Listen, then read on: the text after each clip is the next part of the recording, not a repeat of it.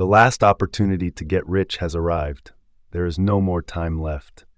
You will realize that everyone with some money in the world is seizing every second to restructure their assets. This time, it is very likely to be the most terrifying financial crisis in history. Those who don't follow financial news may not be aware, but the stocks that surged last year, where you could make huge profits just by buying blindly, are now plummeting sharply. For example, leading stock NVD has dropped by 28%, and Tesla, which soared in October last year thanks to Trump's policies, has now plunged by 46% in the opposite direction. Giants like Amazon, Facebook, and Google, any major company you can name, have all fallen by at least 15% or more. This level of decline has left countless investors in a state of panic, doubting everything. But what if this is just the beginning? If the market continues to crash, in just one night, countless investors who rely on financial leverage could lose everything. They will be forced to liquidate assets to cut their losses, triggering a global asset collapse. At that point, this will no longer be just a price correction, it will be a complete meltdown. This has happened before, in 2000, 2008, and 2020, and now it is on the verge of repeating itself. However, the scariest part is not that the market is crashing. The scariest part is that this is exactly what the US government wants to happen. Why? Because only when the economy enters a recession does the whole world have to pay the price for the United States. Greetings to all viewers. Financial Mastery welcomes you. Have you noticed that the Federal Reserve Bank of Atlanta, a branch of the Federal Reserve, Fed, initially predicted that the US GDP for Q1 would grow by 2.3%. But by the end of last month, they revised this figure from plus 2.3% down to minus 1.5%. What does this mean? It means they are openly admitting that the US has entered a recession. Just a few days later, the data was adjusted once again. This time, it dropped to minus 2.8%. What does this mean? It means that not only is the US in a recession, but the situation is much worse than originally anticipated. That's why when Trump was elected, the stock market soared. But once he took office, it plummeted without breaks. Declaring a national recession is an extremely sensitive issue in many places, but even the US government has openly admitted this. A vast amount of official economic data is telling us that things are getting worse. Recently, I've been feeling like an old man glued to the news, watching the stock market just like people did decades ago, staring at the screen, following every move Trump makes to see how he will react to the market. Do you remember? 4 to 5 years ago, Trump only needed to post a single tweet, and the market would instantly respond. Back then, he continuously pressured the Federal Reserve Fed to print money to stimulate the economy, pushing the stock market into a massive rally. But this time, he hasn't said a single word about the stock market. Why? Just as I was about to turn off the TV, the U.S. Treasury Secretary appeared and announced that the government's primary goal right now is to prevent long-term bond yields from rising too high. In simple terms, they want to ensure that U.S. Treasury bonds can still be sold. What does this mean? Look at this chart. It shows how much money the Federal Reserve, Fed, still has in its reserves. You can see that since 2022, their wallet has been continuously shrinking. So what will they do? The answer: they will borrow money from the wealthy. The Fed will use U.S. government bonds as collateral, asking financial institutions and billionaires to lend them money. This process is known as reverse repo, reverse repurchase agreement. In simple terms, this is the Fed borrowing money from its own financial system. Look at this chart again. The higher the blue line, the more Treasury bonds the Fed has to use as collateral to secure loans. In other words, the Fed's borrowing capacity is being pushed to its limit. But here's the shocking part. This blue line is about to drop to zero this month. What does this mean? It means that even the Federal Reserve itself can no longer borrow money from its own financial institutions. There are only two possibilities. Financial institutions truly have no money left. And if they don't have money, how can they lend to the Fed? Even if they do have money, they would rather hold on to cash than accept U.S. Treasury bonds as collateral. So who will buy U.S. Treasury bonds now? Currently, the Fed is almost out of cash and cannot borrow more. Major investors and financial institutions either have no money, or if they do, they don't want to buy U.S. bonds. Meanwhile, China, Japan, the UK, and many other countries have been dumping U.S. Treasury bonds in recent years. What does this mean? It means that U.S. bonds are facing a liquidity crisis. In other words, they are no longer circulating in the market normally. Why? Because more and more people want to sell, while fewer and fewer people want to buy. That's why Trump's Treasury officials said that their most important task is to ensure that U.S. long-term Treasury bonds can still be sold. The solution is very simple: make America great again. For example, the government will cut public sector jobs, and major corporations will lay off employees to increase the unemployment rate. Then, they will raise tariffs to create even higher inflation in the U.S. Most importantly, they will impose sanctions on the rest of the world, or even deliberately trigger a financial crisis or economic recession. First, destroy everything, then rebuild it. That's how they make America great again. But for us, this is not the time to waste a good crisis. When most countries around the world cannot escape this downward spiral, capital will flow into safe haven assets, the very assets we have prepared in advance. This is our opportunity, not just to protect our wealth, but also to help create a new generation of the rich. If you don't want to be a victim of this crisis and you want to rise to a higher economic level, follow my channel. I will continue to provide you with critical information.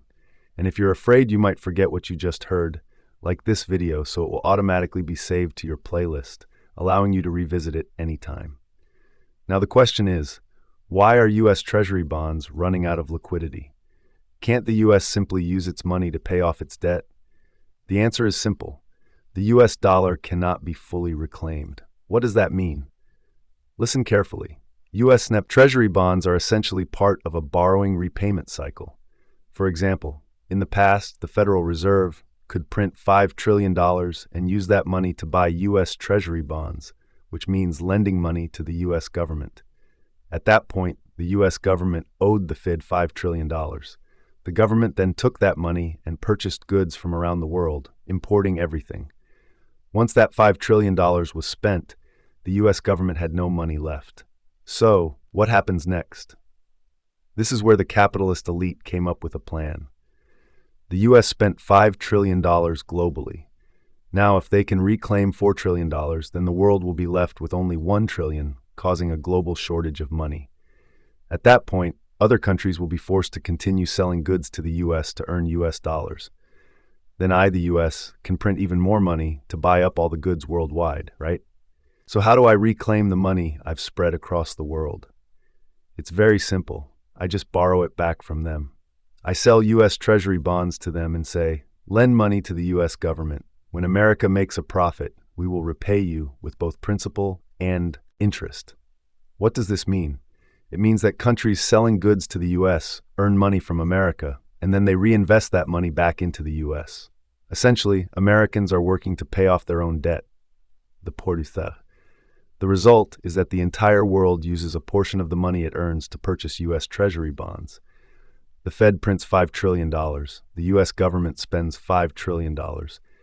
Then by selling Treasury bonds, they reclaim $4 trillion. Thanks to this process, the world does not end up with an excessive surplus of U.S. dollars, and the Fed can continue printing another $5 trillion to lend to the U.S. government.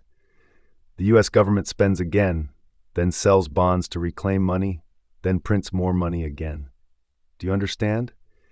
In other words, U.S. Treasury bonds are a mechanism that allows America to reclaim money from around the world.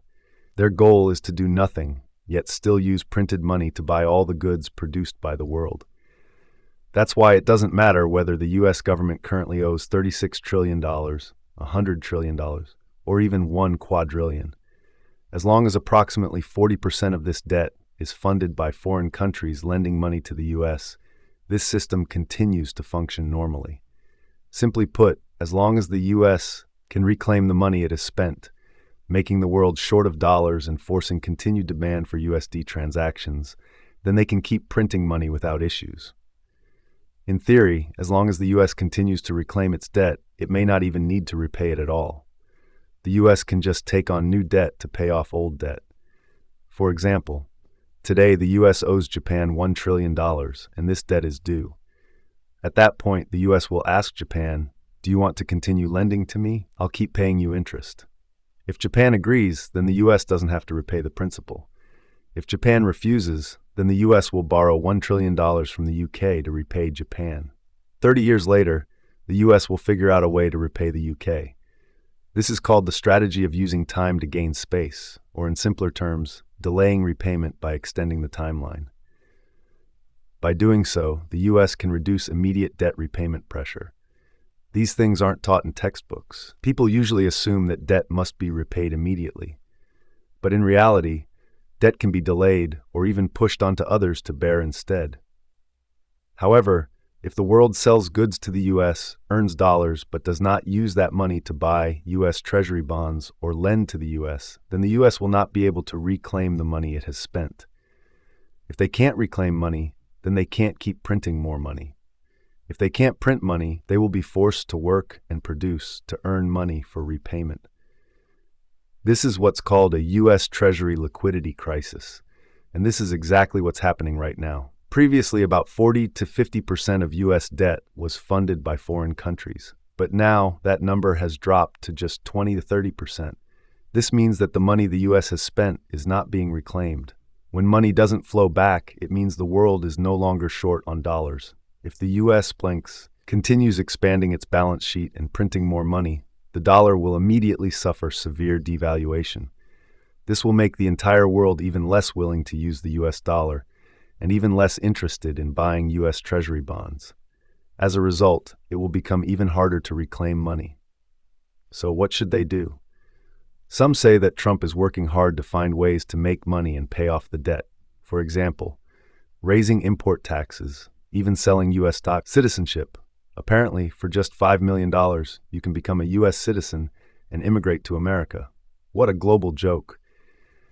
But as mentioned earlier, US debt actually doesn't need to be repaid, and in fact, it cannot be repaid. If the US were to actually pay off its debt, the entire global financial system would collapse instantly. Why? Imagine Trump successfully reclaims money from all over the world, pulling capital back into the US. However, if he then uses that money to pay off debt, that money would once again be pulled out of the system. Moreover, the biggest creditor of the US is the Federal Reserve, Fed. Previously, the Fed printed money and lent it to the US government. If the US government now repays this debt, it would essentially destroy that money, causing it to disappear from the system. So why does the US print money in the first place? Because making money through labor is too difficult, so they chose to print money instead. Sell treasury bonds, reclaim money, then print more money. If the US stops selling bonds and also tries to repay debt, then they will no longer be able to print money. This is why the US will not repay its debt. Why should they? If the US dares to reduce its debt, it will destroy itself. For example, if the US collects $100 million but then uses that money to repay debt, a debt that didn't even need to be repaid, then they will run out of money. If the US has no money, the problem isn't just that the US stock market will collapse. The entire Wall Street will have to shut down due to a lack of liquidity. If no one has money, businesses will have no customers to sell to. The economy will come to a standstill. At that point, the scenario that many have been waiting for will finally appear. Homes in prime areas of the US could drop to just $100 per house as the economy plunges into deflation. However, by then, most people's assets will have also devalued to just $1. Even banks won't have money to lend for home purchases. Even if asset prices drop significantly, their value will also decline accordingly. Most people will still feel that houses are too expensive and unaffordable. So, don't think that the US paying off its debt and causing deflation is a good thing. This would only lead to US assets being sold at low prices, while the American people would become even poorer. That's why you must understand one thing clearly. No US president dares to truly pay off the national debt. Paying off debt is just a slogan for TV audiences. The real mission of the US government is to find every possible way to reclaim monetary issuance power, pulling money back from the world, continuing to print money. In other words, this means expanding public debt even further. As US debt increases, the amount of money printed will also increase. The US dollar will continue to lose value. Printing money and injecting it into the market requires assets to absorb it. Otherwise, it will lead to uncontrollable inflation, causing asset prices to skyrocket. So what advantage do small investors have over big players like Warren Buffett? It's flexibility. Buffett may have to prepare for an entire year before buying or selling assets. Meanwhile, we only need to wait for the moment when capital inflows push stock prices up before entering a trade. In other words, big players create trends. We just follow the trend, make money, then exit. Now listen carefully. If you don't understand this part, you won't grasp the key concepts that follow. Currently, the U.S. can no longer reclaim money because the world has stopped lending to the U.S. And if money doesn't return to the U.S., they can't continue printing more money. So what will they do? It's very simple. Something everyone has experienced before. Increasing borrowing costs. If before you lent me $1 million and I paid you $10,000 in interest, but now you don't want to lend anymore, then I will offer you $50,000 in interest so you can earn more. That's why the U.S. has successfully attracted money back from all over the world. However, there's a catch. Most people are only buying short-term U.S. bonds. Nobody wants to buy long-term bonds. Furthermore, as they see the U.S. market rising, more people jump in to speculate, pushing prices even higher. If you want to understand this better, watch my previous video from last Monday. Because every video we publish is connected. Everything is closely interconnected. In other words, the result is, the U.S. has successfully reclaimed all the dollars from around the world, but that money did not flow into the hands of the U.S. government. Instead, it poured into the U.S. stock market, into the hands of American capitalists. As mentioned earlier, the U.S. uses government bonds to attract money from the world without having to repay it immediately. They borrow money with a 30-year term, then use that money to pay off short-term debts that are about to mature. In other words, they borrow long-term to pay off short-term debt. But now the situation has changed. Short-term bonds still have buyers, but nobody wants to buy long-term bonds anymore.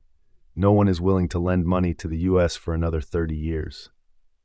This means the U.S. government's model of borrowing long-term to pay off short-term is no longer functioning. When this mechanism collapses, the U.S. will have to continuously repay short-term debts at high interest rates. For example, in 2025, the U.S. has about $8 trillion in debt coming due.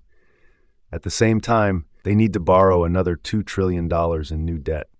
But currently, the National Treasury only has about $600 billion. This amount isn't even enough to cover regular budget expenses, let alone repay debts. No money to pay off debt, so what will the U.S. do? They could print more money. But as mentioned before, if money hasn't been fully reclaimed and they print more too soon, the dollar will crash instantly. It would become nothing more than worthless paper. So, what will the U.S. do next? This is the key issue. The U.S. Treasury Secretary has publicly stated that their top priority is selling long-term bonds. What does this mean? Previously, when I talked about this issue, many people laughed at me. They thought I was just spreading fear. But now, even top financial experts, Wall Street is saying exactly what I said before. Traders in the U.S. are now preparing for a stock market crash. Their goal? To redirect capital from stocks into long-term bonds. Why are they doing this?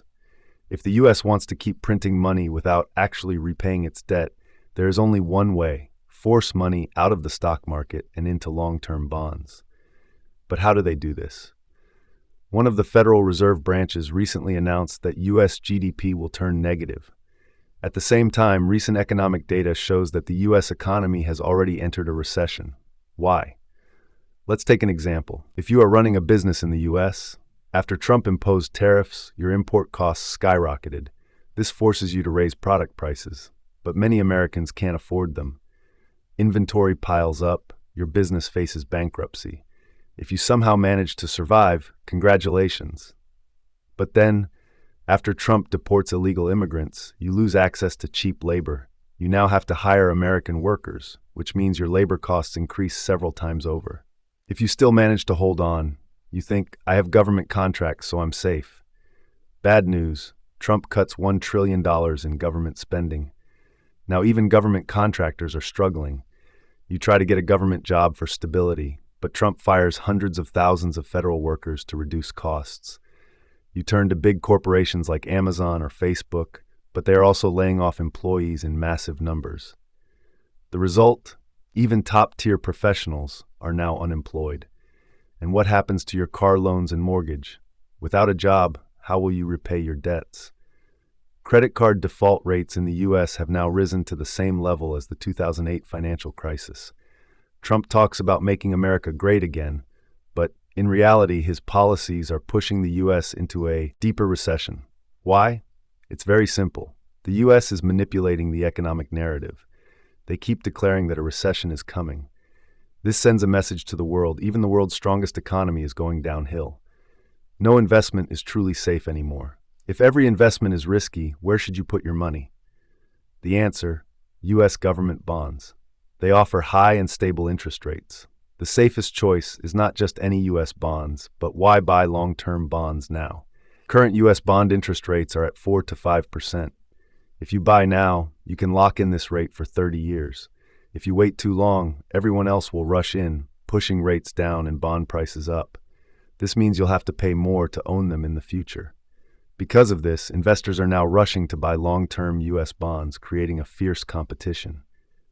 3 possible scenarios. 1. The ideal outcome. U.S. bonds sell successfully while the stock market doesn't crash.